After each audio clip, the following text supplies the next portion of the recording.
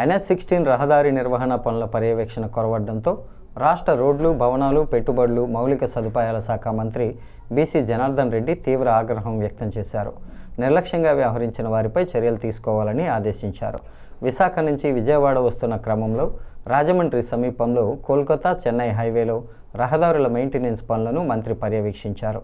అన్నవరం నుంచి దివాన్ చెరువు వరకు 70 కిలోమీటర్ల మేర జాతీయ రహదారిని టోల్ ఆపరేట్ ట్యాక్స్ మెయింటెనెన్స్ పనులు ముంబైకి చెందిన ప్రైవేట్ సంస్థ సేఫ్వే చేపట్టింది. ప్రైవేట్ సంస్థ ఆధ్వర్యంలో రహదారి నిర్వహణ పనులు జరుగుతున్నప్పటికీ క్షేత్రస్థాయిలో NH అధికారుల పర్యవేక్షణ కొరవడంతో మంత్రి అసంతృప్తి వ్యక్తం చేశారు.